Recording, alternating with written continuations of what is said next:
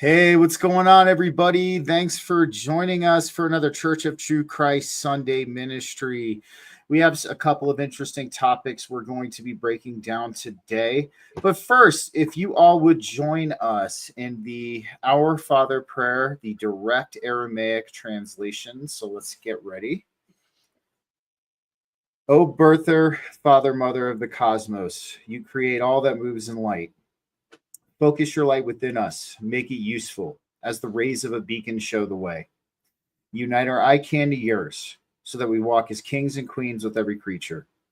Create in me divine cooperation, for many selves, one voice, one action. Grant what we need each day in bread and insight. Forgive our hidden past, the secret shames, as we consistently forgive what others hide. Deceived neither by the outer nor the inner. Free us to walk your path with joy. From you is born all ruling will, the power and life to do. The song that beautifies all from age to age, it renews. Amen. Thanks for joining us, everybody. I kind of want to start off with a quick story before we hop into our topics today. I've been dealing with a mice problem in my house ever since yesterday. My wife and I, we found out that our emergency food stash had been completely taken over by a family of mice. And the reason why I'm bringing up this story is it kind of shows compassion for all living beings, even though you might not want to show compassion to certain things that are coming into your home and infiltrating. Good morning, Spinja, Grand Rising. Thanks for being here with us.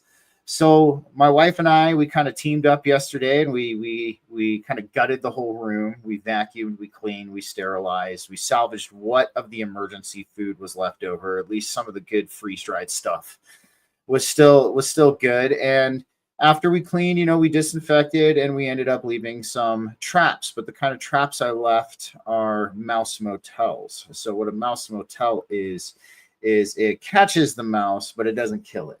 It just keeps it kind of locked in a little thing. So we ended up setting up these mouse motels because even though we're sitting here talking about Christ, Christ believed in compassion for all living things. And there's a part of me, because of my spiritual evolution, there's a Taoist part of me also that really kind of comes out in that as well, which is like, don't kill a living being if you absolutely don't have to kill it, So I ended up catching these mice.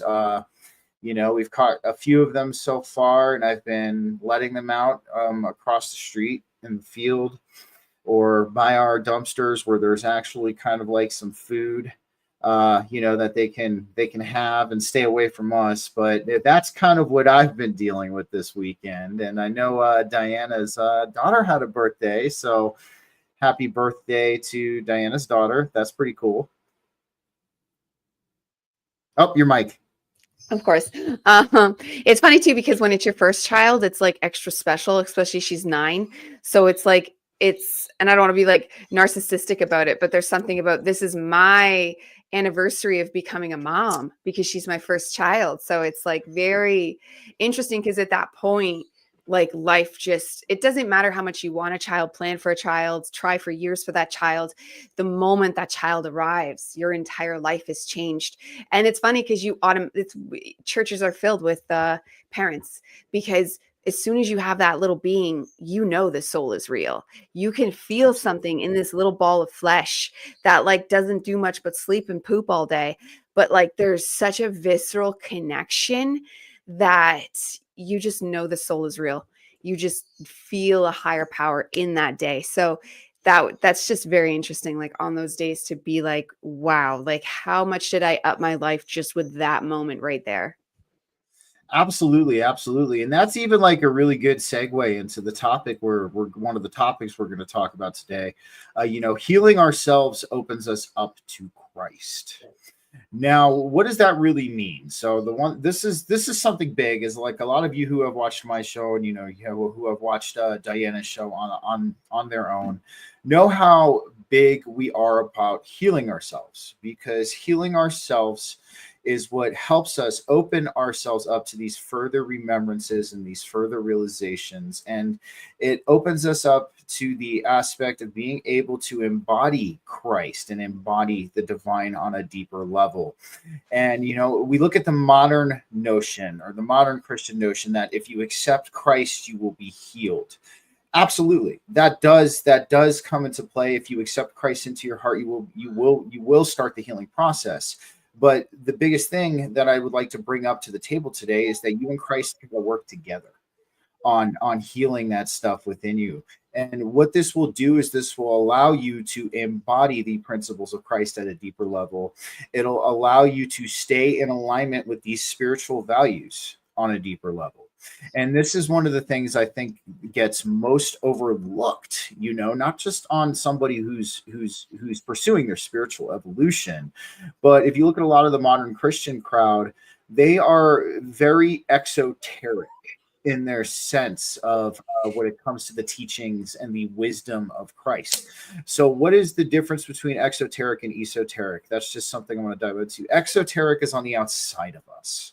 All right. We're looking outside of ourselves for some kind of validation or, some kind of answer, or, we're looking on the outside of ourselves because we are worshiping and we are not embodying. But then when we move into the esoteric, which is within us, there we start to kind of do the real work, at least in our opinion here. And there we kind of start to, mold ourselves and transform ourselves to be able to embody this on a deeper level. Diana, what are your thoughts about this? Oh, from esoteric to exoteric, 100%. And it says it right there in the names. Like you want to go in, and like a little bit of both is all right, because I mean, you could see behind me, I like the exoteric as well, like the outside view of metaphysics. Like it does something. If you deal with it like in an artistic way, in the way your eyeballs deal with your internal reality. So it's still taking that outside and pulling it back in. It's not outside just for outside sake, so that outside people can think I'm better for any way, shape, or form. And you find the Christian church is a lot like that. They want to look like they're praying right. They want to do like, especially when you're getting into the newer churches that are coming about. And honestly, like the Baptist style are the same way, but they had to be the most pious. And then you take it to the new evangelical churches and they have to be the most of the Lord.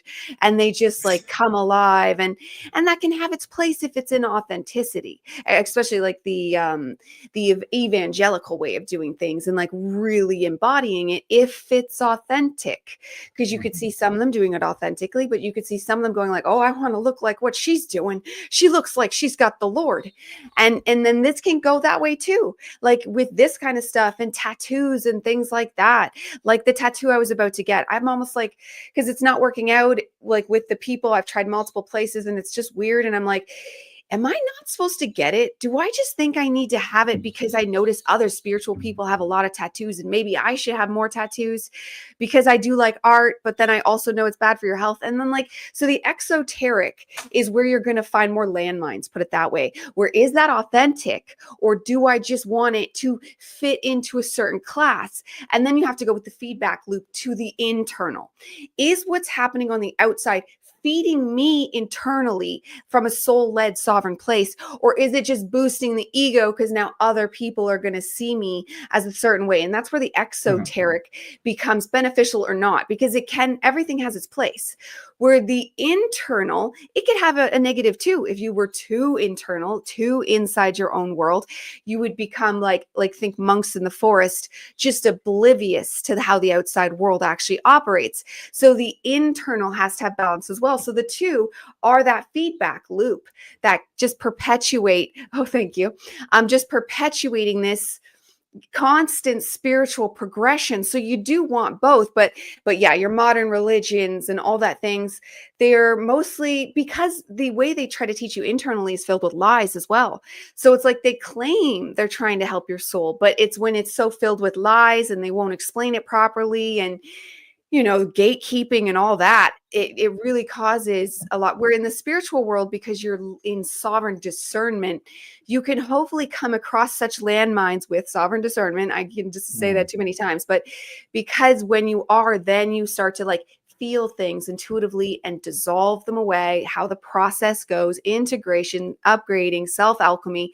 And that's just how those two work together when you are aware and involved in the process yourself. Absolutely. And I think you brought up a really good point, and you brought up authenticity because, Christ loves when we live in our most authentic light, and the healing opens up the door.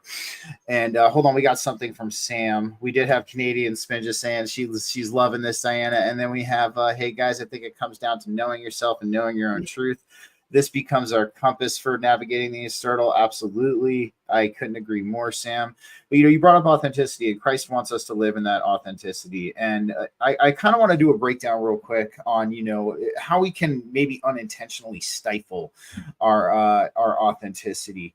And this is something we don't want to do, because when we stifle our authentic inner light, we're not allowing our healing to take the track that it needs to take. And this is something I think a lot of us are still getting used to in this community. A lot of us have been conditioned to have this subconscious shame complex, I call it. We have, everybody is like, you guys have heard the term, have you no shame? And this is something that has, we've heard a lot through our lives too. But what is there to be shameful about? All honesty, this is where we start tapping into our sovereign discernment too. When we hear this saying, have you no shame? What is there to have shame about? What is so shameful about being our authentic self?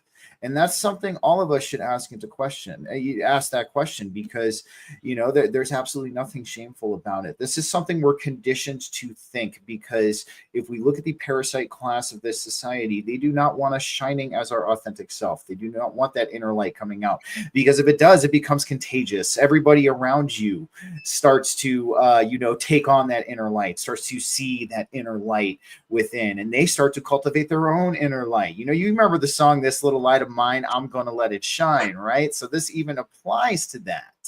So, that's what that song's talking about, at least in my opinion, So, one of the biggest ways we can stifle our authenticity is not speaking our truth and not living in our truth. I think that is the number one thing, at least in my eyes, that will dim that inner light. There's a lot of people who are still kind of opening themselves up to speaking in their truth and living in their truth. And the one thing I want to tell people, as long as you're working yourself towards that, you're not dimming your inner light. If you're finding a space of comfort in not speaking your truth, or you're finding a space of comfort in not living in that authenticity, that's when I think you're dimming your inner light. But Diana, let's hear your thoughts. What are ways that people unintentionally, stifle that authentic inner light of theirs? Well, for starters and you started with the shame point, and that's realizing that your authentic love and light is going to be embarrassing. This is why one of the favorite things, like Sarah Alcaldi, which we both love, she did things to me when she said, embrace the cringe, or you are cringe, something about embracing your cringe. And it's just like, yes, because in our true sovereign discerning, authentic bliss and joy seeking life, that's embarrassing. Like, we would be singing down the streets. We would be doing, like, for me, it's like doing ridiculous voices, and I jump on stuff, and I'm really like all over the place. And because that brings life alive, that makes one wow. And this is why you've all heard me say, when I bring my kids places, they're like, whoa, because my kids are known, like, they can jump on the couch, they can get up on the table, they can get up on the windowsills, they just don't break major appliances. Like, there's very little rules, because I want them to cultivate a full self, and I try to show them that example. I try to show them what it's like to just be wild, but with morality, like, don't hurt anyone, don't be rude, but do stand up for yourself. And then it starts to be like where you just say things in conflict. And I'm not saying standing up for myself is easy for me, because, like, that's awkward. And then I think as humanity, we're working on a way to even frame that, like, because it's hard to just, I admire people that can say their truth and sound perfectly pleasant about it, where it's like, that's something we all got to work on, but that's part of it as well. And that's going to feel shameful. That's going to feel like, but I don't want to be mean. I don't want to be rude. But that's something we all have to work on, because the shame is sided into this bliss and joy seeking. And this is where connecting to the Christ light can actually help, because the Christ light just comes with such a full embodying golden energy that you feel inspired to be doing the right thing, that you could trust you're doing the right thing when that light is upon you, because that light, like, it never abandons you, but it is a higher frequency that you need to kind of agree to walk within. And then that's going to be so personal to you and how that feels for you. But yeah, bliss, joy, shame, like, these are all deeply tied in, because they use the shame to keep us out of bliss and joy, which keeps us out of our true authentic selves. Absolutely. And this even brings to light that saying, what is it? Sing like no one's listening and dance like no one's watching. That's something deep when we think about the aspect of authenticity and how it honestly helps with our healing. And it is the subconscious shame thing, the subconscious shame complex it takes a while to work out. It takes that exposure to, that's why, have you ever seen the meme? It's funny. It says, when you accidentally use personality, your true personality with group B instead of group A, and it's like the biblically accurate angel. It's like the Ophanim, and he's like, whoops, so, but this is what a good example of what we're talking about here. Like, you're going to have to, build up that inner strength within you to allow that authentic light to kind of come out. And, this is the one thing about that, though. Real quick, we have Canadian Spinja. Being told we're born as sinners gets us right out of the gate, especially being told by people who we have been told love us and care about us. Absolutely. And that's one thing we're trying to squash here. You were not born into sin. And we can even touch on that just a little bit later. But, as we were saying, you're going to have to understand that there's going to, one of the biggest pieces of advice I could give to anybody who's on their spiritual evolution is, when you start to heal yourself and when you start to evolve, it is going to seem like people are falling away from you. And this is something up.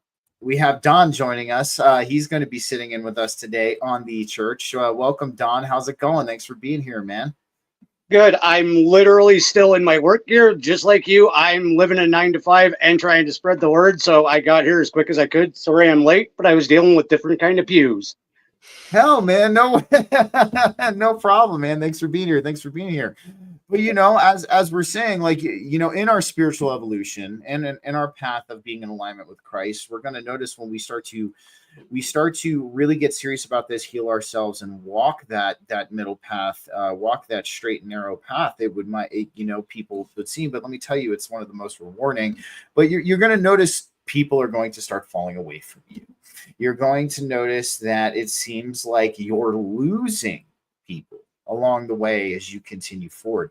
But one of the biggest things I would tell you is the divine will bring you to your tribe. The minute that you start to walk this path with your head and your heart and your hands aligned, the divine is going to replace those people who no longer served you in your life with people who are going to help you, people who are going to resonate with you, people who have the similar alignment of these spiritual values that you are now taking on. So that's just something I wanted to throw out there for everybody. Because sometimes we feel like during our spiritual evolution, when we live in our authenticity, we can feel lonely. There is a point, though, where you do need to just be lonely, and because that's part of the acceptance. And maybe I don't want to get anyone away from manifesting that, but I think a lot of us can relate to the fact that physically there isn't anyone. Physically, like, there's a few, like, I have like a few close people, like, and I'm related to them. But other than that, like, there's maybe one or two, and it's like just like neighborhood kind of friends where you do something, but there's not like a lot of truth. It's not like I'm living unauthentically. It's not that kind of thing. But we've come online and we're doing that online, and that does bring the grid online. But there is like something to be said, like, when you have that, I remember what it was like in high school, and we were friends for many years after that. But like, and we were friends, some of us were friends since kindergarten, and we were like this but that got ripped away because of the separating.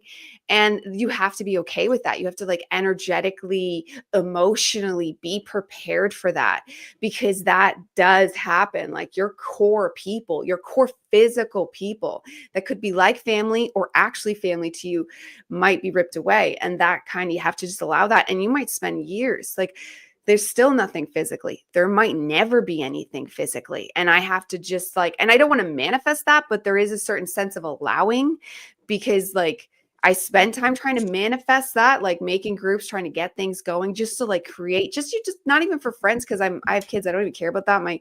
I'm filled with people, so that's not the problem. But like just walking down the street and being like, I'm the only one that knows what I know. I'm the only one that sees what's actually happening. Like in my entire, like there might be, but that's the thing though. Like, so physically we are pioneers creating a grid that maybe one day, because of the work we do, there will be more physical locations and physical happenings. But going into that thing as a warrior, knowing you might be physically alone, is actually something you need a check mark for the universe to continue bringing you those new layers. Absolutely. Absolutely. Don, do you have anything you want to add about that? When it comes to embracing our authenticity on our spiritual evolution and our path with Christ, sometimes we might feel like we have people who are falling away from us. So you have anything you want to add for that? Oh, absolutely. Like mine involved parallel consciousnesses, and that's a huge other subject. And when I tried to explain it to even my mom, she came back to me like the next day and goes, I understand Sylvia Brown, like the past life, like, right? And I was like, that's the best I can ask for. But then you have other friends. Like I had a buddy that I used to help with stage setup, and when I used to do security and all that fun stuff, I looked at him the one day when we were on a call, and I was like, I think I figured out not why we're here, but how this universe, how this reality actually works. And he's like, don't tell me. And I've barely heard from him since, right? Like he knows that I'm on a level. Like if I figure something out, I can break it down. They used to refer to me as drunk redneck Sheldon because I had a drinking problem. And when the alcohol kicked in, the brain did too. And I sat and had a drunken conversation with an actual astrophysicist. Very interesting. And like just blathering out my mouth, but was right on point with everything I was saying. And my friends were like, you don't know what you're saying. And she's like, actually, he's dead on. Right. So he knew that I was at that level. If I reached an understanding, I could break it down. And he's like, please don't. And I've barely heard from him since. And I've known him for over 20 years. So yeah, absolutely. Those people do fall away.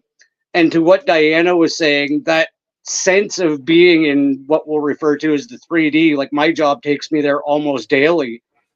And I feel like I'm that one person. And then the odd person will, like, you can almost pick them out of the crowd now.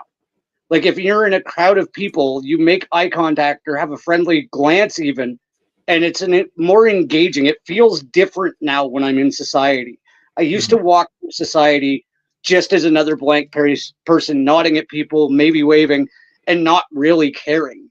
But now it's like I feel like most of the people I'm walking past are blank, and then the odd person I interact with has that light. Like I have a friend from work, Lonnie. We walked, it was like his third day. He looked at me, I looked at him and went, I know you. And he's like, I know you too. And we tried to figure out where in this reality we knew each other, and none of it matched up. But he's just one of those people that's on the same spark, on the same level, and we've met in another existence.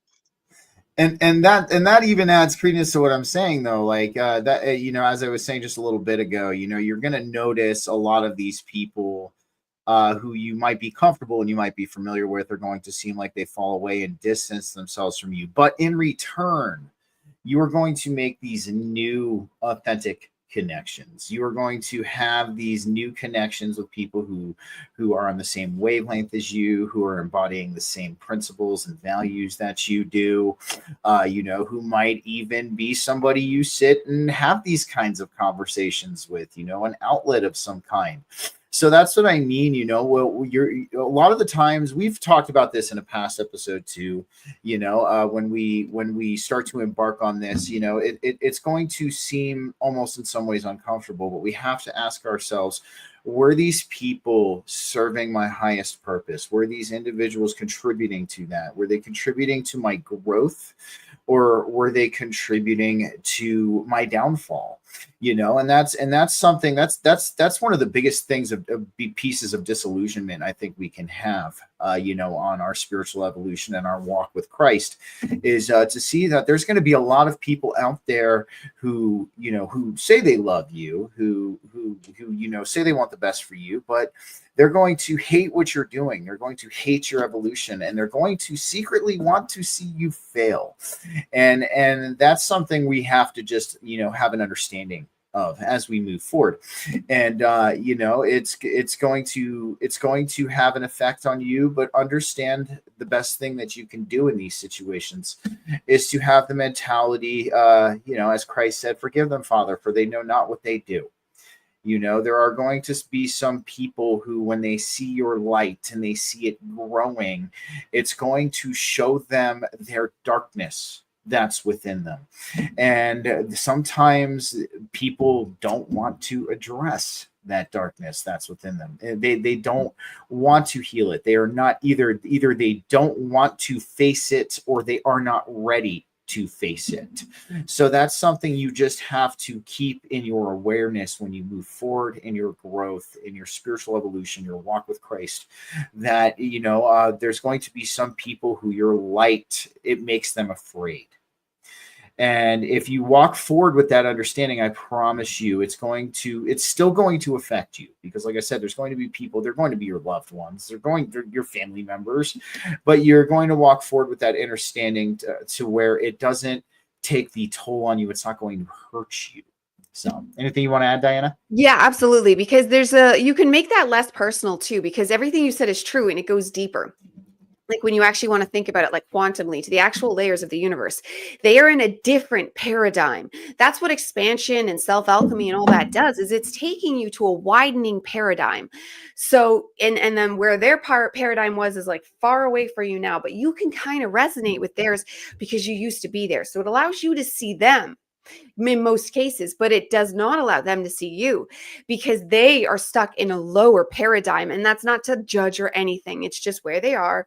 And there can be choosing. Everybody's offered those moments. You might not even be that moment for them. They might have heard something on a commercial that was a hint to widen their paradigm, and they chose not to listen to that. But when you're talking, because you're in such a different paradigm, they might quite literally be hearing blah, blah, blah, you're going crazy, blah, blah, blah, you're insane, because that's, to them, is insanity. So that's where we can have compassion for them. Now, there's certain people I've had in my life that I'm like, come on, you know better, because they've been in those spaces, but then they reverted back because it's more comfortable. Their patterns are there. Like we all had moments in our early awakenings where we would go back to familiar patterns. And that's what happened to me in 2020. There was no more going back, but it wasn't until 2022 that I realized I'm not going back. And my motto officially became, I'm not going to quit, because I haven't scooched back since then. That doesn't mean I don't go through dark nights of the soul, because I do, but they're in a blazing forward way where I'm breaking through walls. I'm breaking through barriers. So there's going to be some disillusionment there,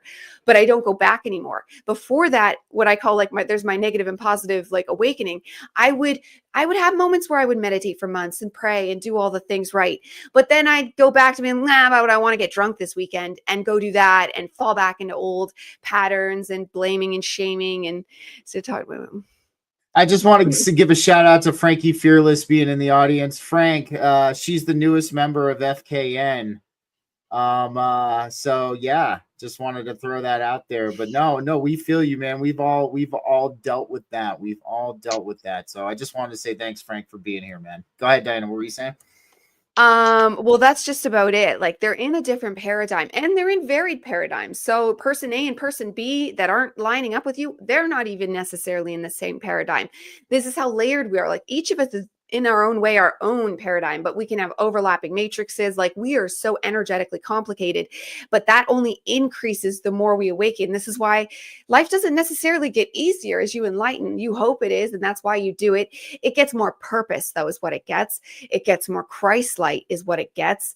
It gets more meaningful, which is just another way of saying it. Like, you feel like you matter more, and you can actually start to embody the God self, the Atman, the where we're going, heading upwards. And that starts to just be good, because the prior life of drinking and TV and all that was like, I don't exist. I'm just waiting to die. And that's that. Where you can bring it, and it might still be hard. It might still be painful, but at least you're doing it for divine reasons, and your life actually matters. And you're taking that with you into the next one, wherever you go, whatever your philosophy is, because that truly doesn't matter.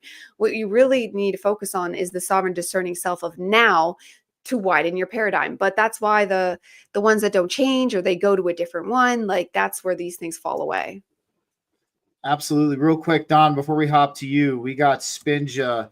This is the split, isn't it? Mhm. It's not a club. It's not who has done the inner work, which inevitably raises our frequency. If you aren't at a certain frequency, you won't see those who are vibrating high. Absolutely. And I want to give a shout out to this guy, Extra Trip Riles Cannabis Corner. What's up, man? Thanks for being here. I got to see my grandma in the nursing home yesterday and got some good pictures. Things have been rough, and my mother can't open her eyes to what life truly is. She thinks it revolves around money. Yes, no, of course. And this is something we're going to experience, guys, as we grow. And of course, man, thank you for being here. Appreciate it.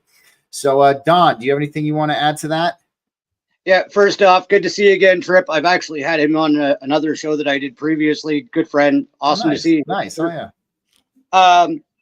I did actually want to throw a little bit even more nerd on top of what Diana was saying, because if you think of it on a frequency and vibration level, and I was talking about this with David last night, surprisingly, it's almost like a resonant pattern disruption. If your frequency or your resonance is here at this higher level and it's interacting with one that's at like a lower base level, this is your experience in music.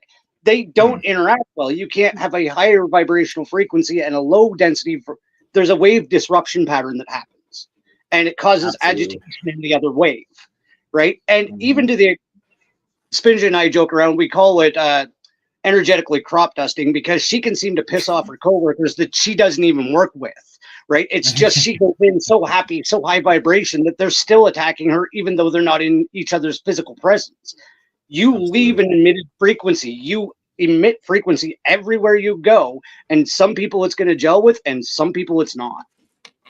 Absolutely. And, I even want to add this in there, because this is something that I've heard throughout my evolution. And have you ever noticed that when you try to relay this message to somebody who's not on the frequency, right? The days of when we were trying to wake people up, we were sitting on a roof with the megaphone, the fluoride's in the water, and all of that. You notice how it just seems like you can't find the words. It's like almost your words become scrambled. They come out in almost an unintelligible, like non-articulate way when we're trying to relay this kind of message to somebody who's not on the frequency. And just, you're letting credence to what Don was saying. It's that disruption in that wave. And, not only will you disrupt to the other wave, that other wave's going to disrupt you in the process as well. So that's why we talk about, how trying to wake others up and trying to show them the inner light, it can be an energetic stonewall for us. And that's a big reason, because of that wave interference. But then it's like you do find somebody who's on the similar frequency that you are, similar wavelength of consciousness, and it just seems like the words come out like butter. It seems like they flow, and all of the articulation is there, and the passion, the reciprocal energetic effect of having this conversation with somebody who's on a similar wavelength than you. So this is just a physical example of both what Diana and Don are talking about. And I know a lot of you have experienced that, in your world, because yes, when we first discover our inner light, we want to tell everybody about it. It's the similarity to Plato's allegory of the cave. We get a peek at the real sun, and we get a peek at the real world, and we want to go in and be like, guys, look, like, yeah, you've got to come out of this cave and see what's going on. And they're all like, nope. We like the shadows on the wall. That's catering, but and we see that too. When it comes to breaking down into the heavier spiritual aspect of reality. You guys have heard me use the cake analogy enough, but it's the people who are staring at the icing of the cake who don't want to cut a slice. We're staring back at them like, guys, this cake is awesome. Like, you should really try a piece. And they're like, no, the icing's beautiful. We're just gonna gaze at the icing. So, and that's really what it comes down to. But ultimately, this ties into our healing process. This ties into what we have to do to open ourselves up to those higher frequencies, and the higher we grow and the higher that we evolve, we're going to open ourselves up to more and more people in our tribe, in our community. So, and then this also, because this is, we know that the divine likes community. We know that Christ likes community. Christ wants us to be surrounded with our community, So as we move forward, that is one of the biggest things. We have no fear is one of the best things I can say. You're going to experience what you might see as loss. You are going to experience the crumbling of your old world. But the one thing I can promise you is that in return, this new world is going to be built around you. And this world is going to gear you towards your highest purpose, your most joyful, abundant life, walking in alignment with Christ, the middle pillar, the Hieros Gamos. You are going to open yourself up to that. So this is another thing, guys. Have no fear in this as well, because having no fear is also part of healing. Alleviating, because Christ does not want us to fear. When we lose that fear, we open ourselves up more. So, Diana, do you have anything you want to add to that? Yeah, actually, because there is actually a real crisis going on, even in the awakening community, because you can see how many people are on Twitter all the time. Not you, Don. You're not there. But there's a lot of us that are almost all day long. And but not recently, because I noticed it was doing something. Sam has been getting that into my head, like, it's doing something. I'm like, no, I'm just getting my voice out. I'm just bringing my message because I'm passionate about speaking about God, and I don't have the time to always make videos. So, and then it was this guy named Dan Coe, I think, that said, to refine, because I have an open throat. So my ideas were very scattered on my old YouTubes. And he said, start writing. And I used to be a writer. So I was like, okay. And he's like, if you don't know where to go to Twitter. So I went to Twitter. I'd already created one I used to put my YouTube videos there, but then I didn't, but I never really used it. I only started using it last year. And it did something. It started to formulate thoughts. It was actually helping me. So like, you get this starting to feed yourself though, because that was good. But then at some point, and then it is good sometimes to still formulate thoughts. Anyways, long story short, dopamine addictions. And we all have them, and we all put them in the wrong spot. And then you can even find ways to justify why you're using it. But the dopamine addictions are so huge because it takes us out of soul-aligned fulfillment. Because dopamine is there to get you to do your tasks, because likewise, I can get dopamine from cleaning the house. I can get dopamine from writing something meaningful. Yes. But Twitter ends up sucking you in where you're just going for the cheap dopamine. Because if I write something meaningful and put it on there, yes, but I've noticed it's a slippery slope and it could suck you in really quickly. So I'm debating leaving it, to be honest, because I didn't mean to do it. I didn't mean to create like a dopamine addiction spiral with Twitter, but I was suspecting for a while because of what Sam's been saying. And I was in denial, like, no, it's good. I'm getting my word out. No, but then when it went down, I was energetically released. It was like magic. And I was like, oh my God, I have been giving a piece of myself to this. And so, so now I need to reframe this. So anyways, if you see me on Twitter now, I'm doing all this research on positive dopamine. Because yesterday I went through this obstacle course and I was doing this amazing jungle, awesome hero stuff. And oh my God, after I was on cloud 9 and I felt amazing because working out is boring. There's hiking I like, but that even compared to this was just like, oh my God, such a dopamine rush. And when you get a positive dopamine rush, it lasts for a very long time. And positive dopamine is of the soul. There's a connection there that I'm bringing to light, and I'm doing research on that now. And I get positive dopamine dopamine from researching, but it's not in the cheap way of Twitter. If I just research for myself, if I'm just researching even for a book or something, because nobody's seeing that book right now, it's something that's going to take a long time to build. It's not a cheap thrill. Like I'm so smart, send, and bam, and then do another one and another one. Because I get these epiphanies where I just go and I hand it all out. But I'm noticing like this is something we need to develop as a spiritual community, is unique and interesting ways for positive dopamine, because that is a God connection, and it's going to lead you one step at a time towards a purpose that is unique to your sovereign discernment. Absolutely. Something I want to add real quick before we go to Don. And I mean, even when we talk about mind over matter and self-mastery, two things that I'm very big on, we talk about delayed gratification. We talk about that delayed sustained gratification, because what happens when you get these negative dopamine hits is you're flooding your brain with so much dopamine. It's almost as if you're doing a drug. And you're getting this quick, like repetitious hit of dopamine. And that's why I was kind of grateful we moved the spiritual panel chat off of X into Telegram. I was like, yes, I'm 100% on this, let's go, because that is ultimately something that we encounter. I mean, we look at social media as a tool, right? And a tool can be used for good things or it can be used for bad things, but ultimately there's an underlying psychological and spiritual effect that can occur if we imbibe too much in this system. And that's the way that they want it set up. They want us to deplete our dopamine in this very repetitious, quick fashion, because it's going to have us coming back for more. And so this is why we talk about ways of delayed gratification. Just as Diana was saying, working out, she did her obstacle course yesterday. And love that, how I'm a big fitness guy as well. And, so there's one of the best things you want to do for yourself in your spiritual evolution and in your self-mastery path, because I know a lot of us on our spiritual evolution are on our paths to self-mastery as well. They kind of go hand in hand, learning about the delayed gratification and that kind of good dopamine response. Because, let's say for even yesterday when I had to gut and clean my whole freaking emergency food storage closet. I had to gut and clean it, man. It was it was a tedious process, but at the end I felt really good. I was like, okay, I know I've done my best here to alleviate this issue.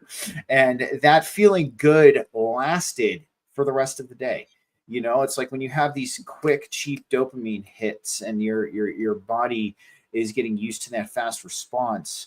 That feeling good doesn't last as long. It's in an instant. Like you might feel good for a singular moment and then it just subsides. And that's because the dopamine, hold on, I want to answer this real quick as somebody with an experience. So we have extra trip hours again. I had the urge to go relapse the other night on harder substances, but I was strong enough to say no, and I'm proud of myself for that. Let me tell you, man, I'm a recovering opioid addict of going on 17, 18 years now, man. I totally understand. Don't do it, man. It ain't worth it. The best thing I'll tell you, all right, go and get yourself an acupressure mat. All right, go and get yourself an acupressure mat. I was actually talking with Diana about this the other day too. Don, I would definitely recommend it for you. But what the acupressure mat is going to do is it's going to release your endogenous opiates. It's going to release your endogenous dopamine and all of your endogenous feel-good chemicals. So if you feel like you're going to go use drugs, man, or if you're having that kind of urge, go lay on that fucking mat for 15 minutes. Go lay on that mat for 15 minutes. And I guarantee you, after you are done laying on that mat, you are not going to want to use drugs. Hell, you might even fall asleep on that mat because you feel so good. And that is definitely something I'm going to add in there. So again, good for you, man. But Don, what do you have to say about dopamine and all of that? Let's hear what you have to add in when it comes to that, because I know you used to be a big drinker and now you're not anymore. So yeah, let's hear a little bit of that. Absolutely. And it wasn't just alcohol. I spent the large majority of my life chasing the dopamine dragon. I came from, my father's side was abusive. My mom's side was kind of non-present. I came from what you could describe as a very broken home. So the sense of self-achievement and not failing all the time was something I did always chase, even though it seemed almost impossible for me to achieve. Right. So I did go right into the hard, grade 7, I started smoking weed. By grade like 9, I had already put stuff up my nose, right? So like it really was a quick succession. Like, hey, this feels great. Hey, this feels great. But there's only so long you can do that, because either you're going to die, your nose is going to fall off your freaking face, or you're just going to sell everything you own because you're a junkie, right? So absolutely. And then I like transitioned into alcohol. I got away from the heavier drugs and drank more and more. You know, I would even relapse the odd time because, you know, let's put your hands together and be drunk and high on cocaine, because that's freaking a great idea, right? So no, I did spend a large portion of my life chasing this dopamine dragon. And even things like on social media, like the reels or those stupid freaking tap games or whatever, right? Oh, your Simpsons tapped out. You can build a Ferris wheel. Who freaking cares, right? It's just to make you happy for South Park did it. The devil runs the tap games. Just spoiler, right?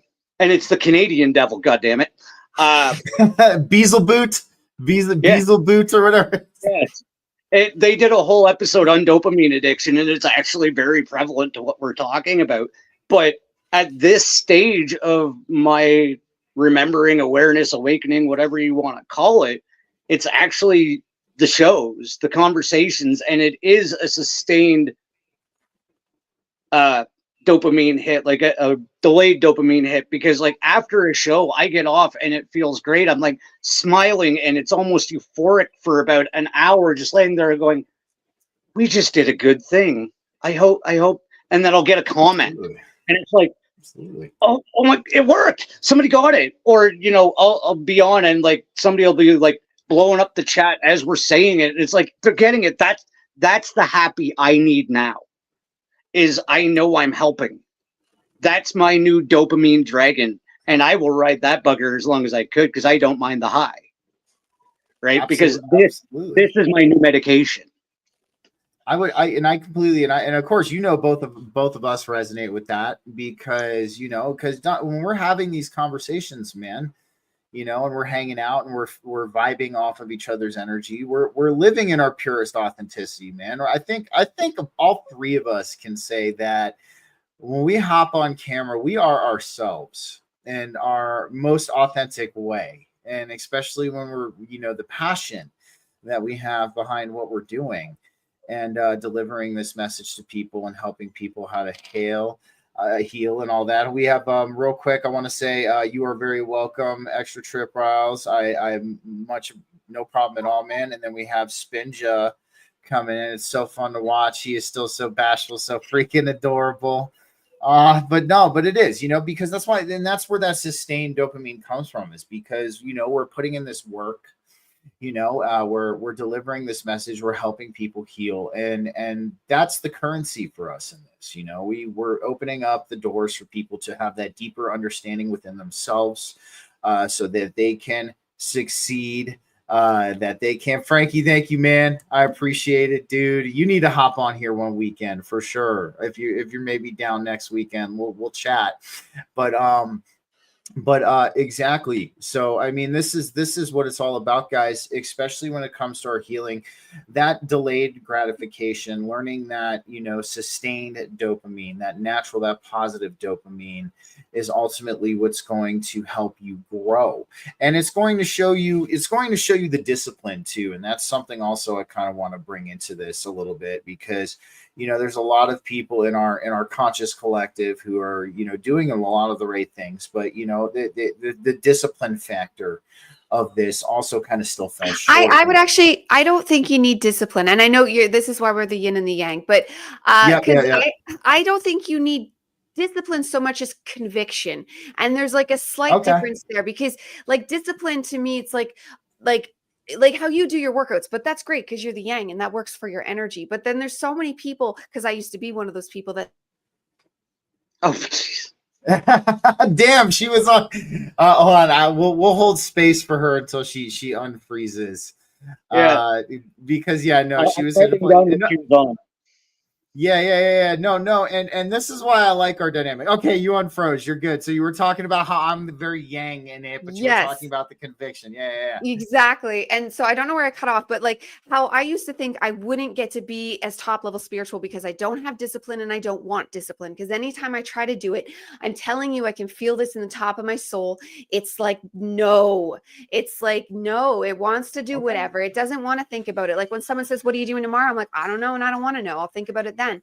Like and it goes into my human design. I'm splenic, right? You're emotional. So pre-planning your stuff out works for you. And I think you were splenic, Dawn, or sorry, sacral, which means I think I don't want to say it too much because I can't remember, but I think that's intuitive, but with more information. But mine's no information, so it's like it just shows like the unique way of going with your own flow.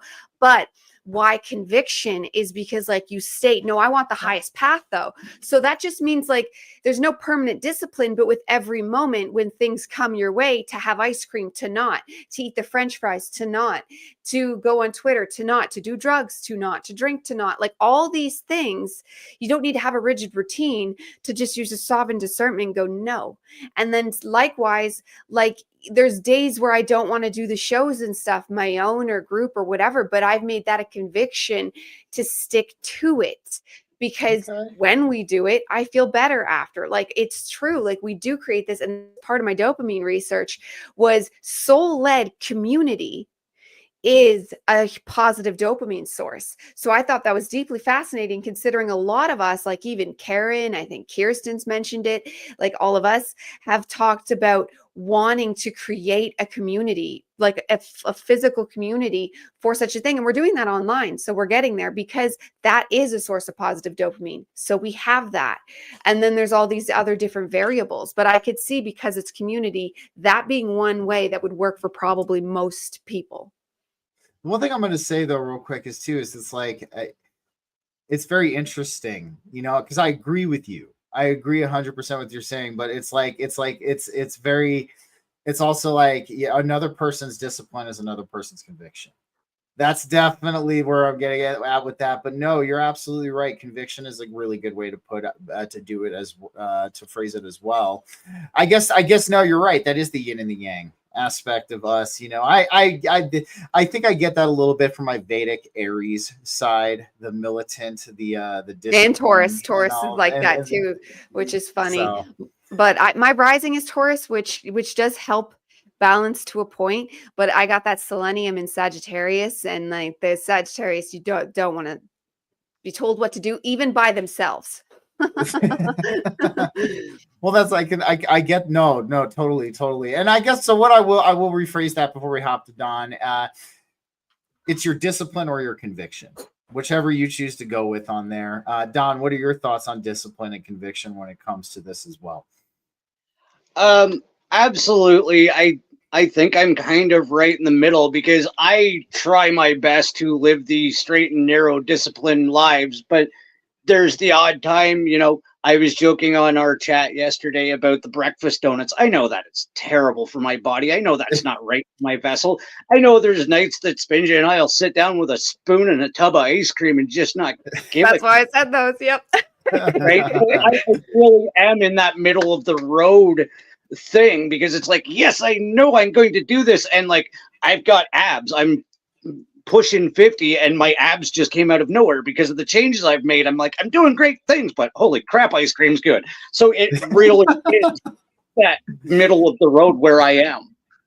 Don, I'm a breakfast taco fan. Okay. Like I honestly, I just, breakfast tacos of all kinds are my kryptonite, but breakfast tacos especially. So yes, no, I totally, and we're going to have those moments. Yes, we're human. You know what I mean? So like, especially, when you were talking to me the other day, it was funny.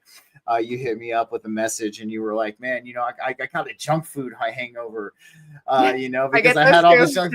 But it's funny because the night before too, my wife, she had made some homemade strawberry preserves, and they were oh so delicious. And I over imbibed a little bit of homemade strawberry preserves and the sourdough. So But it is. And I felt kind of crappy the next day, just because of all the sugar and stuff. But yeah, we're going to have those moments where we're not disciplined.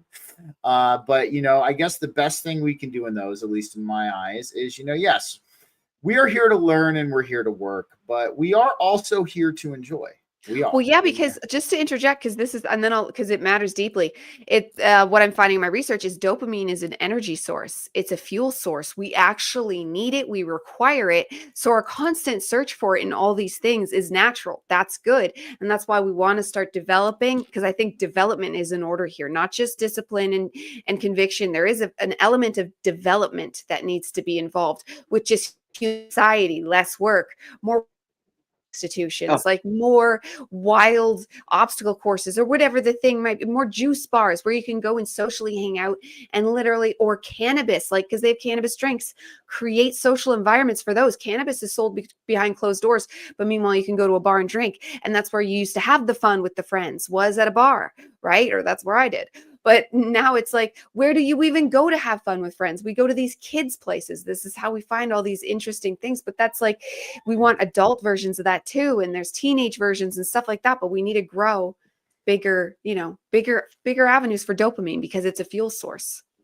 Well, it's really interesting. So out here in Colorado, there are cannabis social clubs that have just opened up.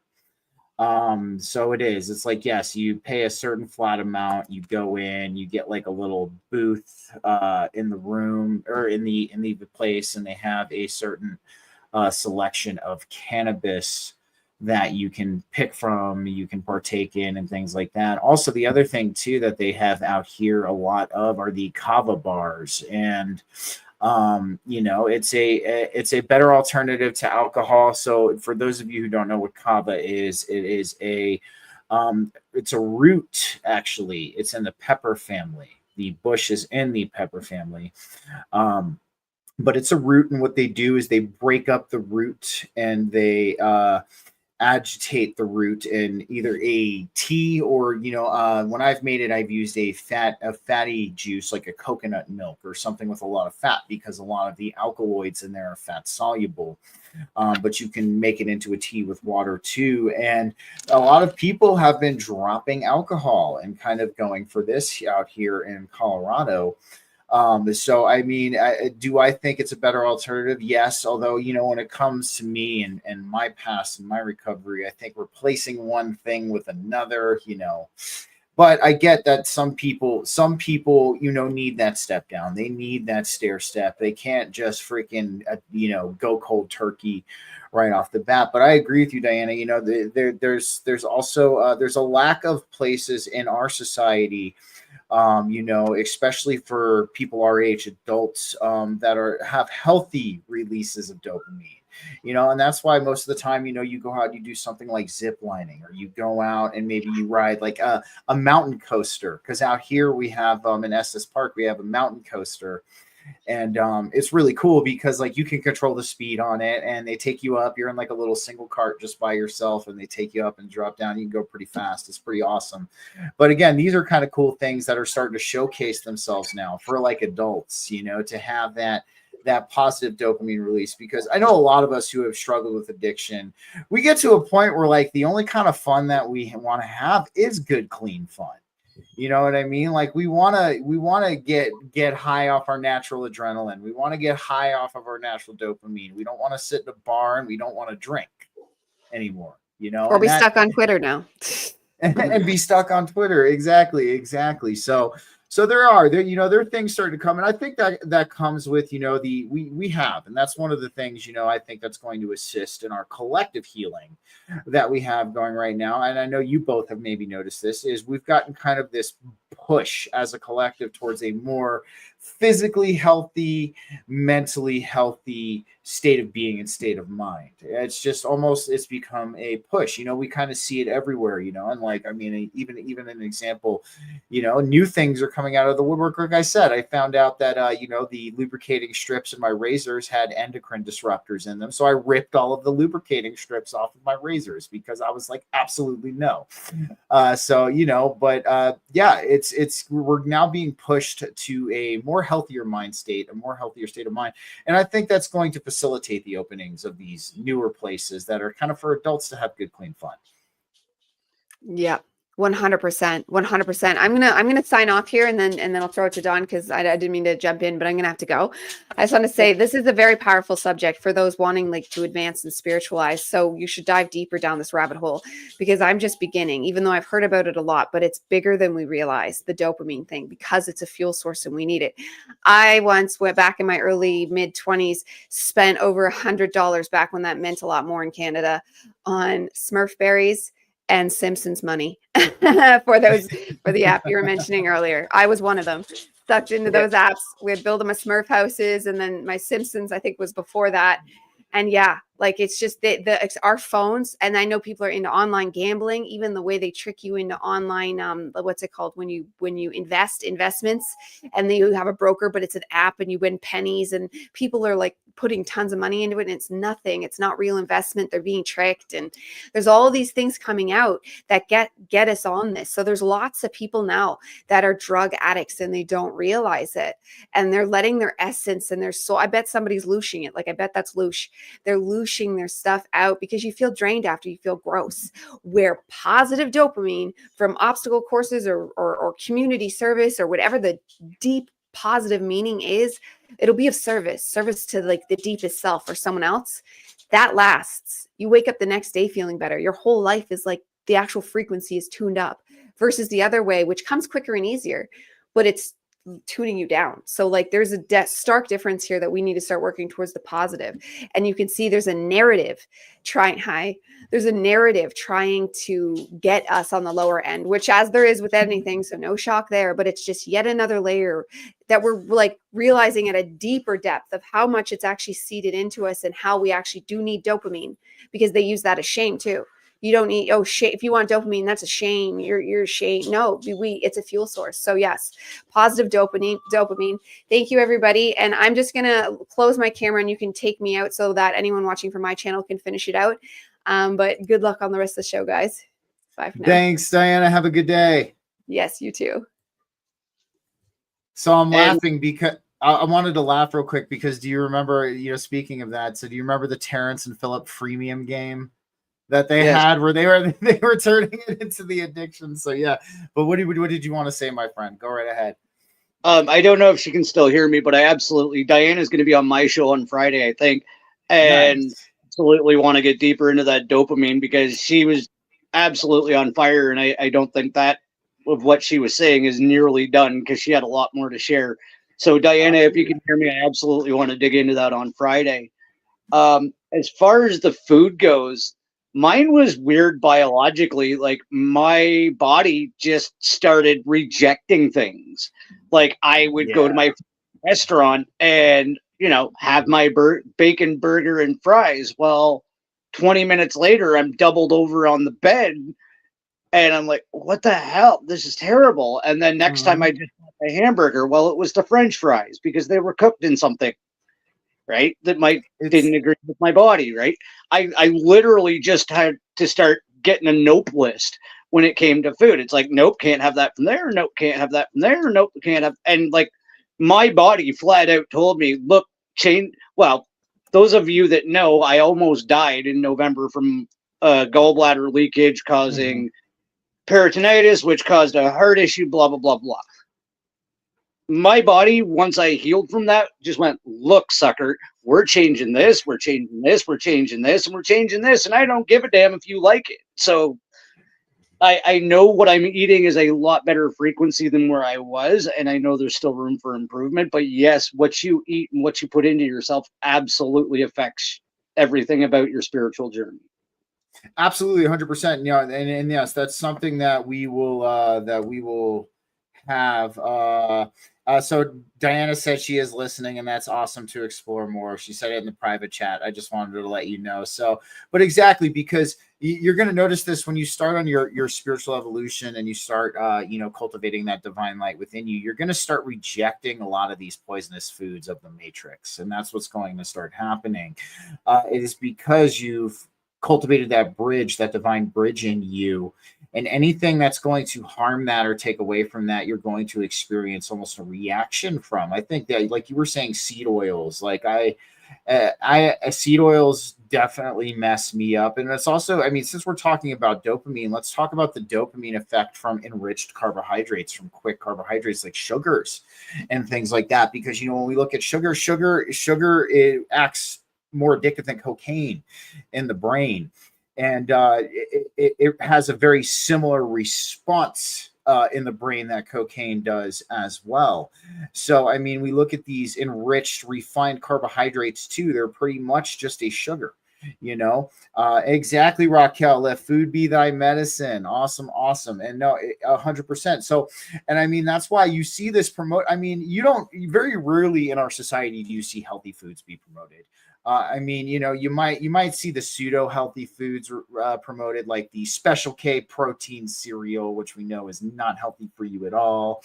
Or these certain protein foods that they advertise, not healthy for you at all, because some of them are very high in sugar and additives.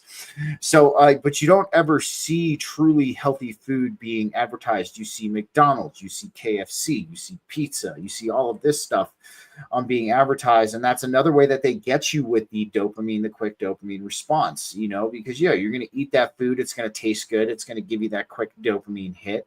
And then you're going to have that crash. And then you're going to have, being addicted to cereal. Exactly, Diana. So, and that's definitely it. You're going to experience that rejection. And that's just another way that they get you through that dopamine hit. Hey, Extra Trip Rael, thanks, man. Good luck on that leaky pipe. And Raquel says she's so fed up at what they've done to her food. Oh, absolutely, man. And one of the biggest things that upsets me, Raquel, is the glyphosates. Because the glyphosates, they destroy our mitochondria, and that's a big powerhouse of endogenous DMT for our bodies. And that's our endogenous DMT is responsible. It's for that bridge. It helps with that bridge within us, that divine spark. The fact that these glyphosates destroy our mitochondria, and that is a big source of our endogenous DMT. That should show you that what is happening to our food is malicious. So real quick, I kind of want to bring this up because Spinja brought it up. We got I think one of the ways Don has controlled his sweet tooths is that he limits it to the homemade goodies. And that's a good way to control it, man. Like it is, because in all honesty too, like here's a good example. Let's say you want an egg McMuffin from McDonald's, because if there's anything that I absolutely would probably still eat from McDonald's, freaking would be an egg McMuffin. That's it. But again, you even look at the egg McMuffin and it's not that great for you because of all the ingredients. But you make a homemade egg McMuffin. All right. You make a home cooked egg McMuffin and you make a home cooked hash brown on the side. And it's like you can almost have your cake and eat it too. You know that you're going to be eating something that's home cooked. It's not processed. It doesn't have the seed oils in it, all of that. And you're getting to still have your egg McMuffin and your hash brown. So absolutely. So Don, how's it been tackling the sweet tooth been going? Oh, like literally, like I've had knee surgery and spent a lot of time on my back because of it. I had a snack shelf. It was nothing but junk food. But before I go too far into this, she never brings this up. She never brags about it, and she never actually says anything about it. I want to take a second to shout out my interdimensional exit buddy who's lost over 80 pounds. That's a freaking human. That's a freaking human. Right? Dude, Spinja. That's like half a person. That's freaking awesome, man. Yeah. So absolutely hats off to her, because like not a lot of people have that kind of drive and determination to remain healthy. And I'm going to age myself here. I'll even give the age. I'm 47 years old. I was 9 when I noticed that McDonald's started to make me feel sick after I ate it. And if you look, that's right around the time that they stopped using beef tallow in the French fries. Right? Mm-hmm. You can actually find when they started to turn fast food into garbage, because, Originally, there was the roadside picnic when you were out with your family, and you'd have a cooler in the car, and that's what you ate on the road. And then there was some original fast food restaurants that came from a good place that were just trying to feed families on the go. And then it got bastardized, and then it got taken over, and then it got poisoned. And it was about when I was 9 years old. It wasn't even a slow drip. It was overnight. They just stopped using beef tallow, and I started feeling sick from the food. And exactly, and and that's because what we're looking at that time. So we're looking at the transference of these restaurants when they first began. They were family owned, they were family oriented, they were these small mom and pop businesses, and through their success, they ended up expanding and franchising out. And of course, money it comes into play with this stuff, and they wanted to make it cheaper and cheaper and cheaper and cheaper to pump out more and more food. And of course, I'm not saying there wasn't any other kind of intention involved in that as well.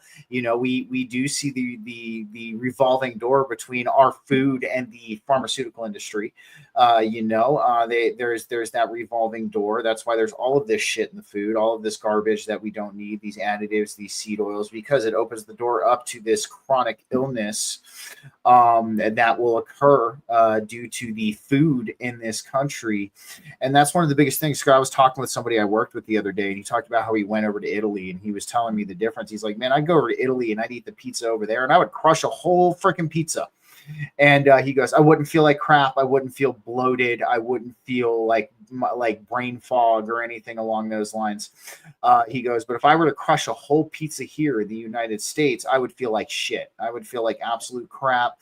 I would feel bloated. I would have brain fog and all that. So what's that tell you about our food here in the United States of America? I mean, you even go over to the UK, shout out to Sam, and you go get an Egg McMuffin from the McDonald's in the UK. It's only got like 7 ingredients. And then you come over here to the United States of America, you get an Egg McMuffin at the McDonald's here, and it's got like 20 to 25 ingredients in it. You know what I mean? So that's one of the biggest things, that in our spiritual evolution, we realize is that our food here in America really ain't that great. And, a lot of people in this country like to tout America. Oh, you can choose whatever food you want to eat. Like, we have the widest selection. Quantity does not mean quality. And that's something that a lot of people need to understand. And this is something I want to touch on real quick before we sign off, because we're talking about health and we gravitated into health. There is a mindset with a lot of modern Christians that I kind of want to bring up right now, that taking care. Let me see what Spinja just said here real quick. She said there's even a difference in the food between Ontario and Alberta. Alberta still has real butter, for example. So exactly. You know what I mean? I got to try some of that Berta beef. We're going to have to do an exchange. I'm going to have to hop over the border with my Colorado beef. We're going to have to hand it off. And we can make it all official too. Like, I can cut open the brick of the Berta beef, and I can put a little in my gums and be like, yeah, this is great Berta beef. But there's a new mentality in the modern Christian crowd that they don't need to take care of their bodies, or they don't want to exercise or work out because they think it's being ungrateful for what God gave them as far as their body goes. And I want to say that's probably one of the biggest misconceptions I've heard about treating your body as a temple.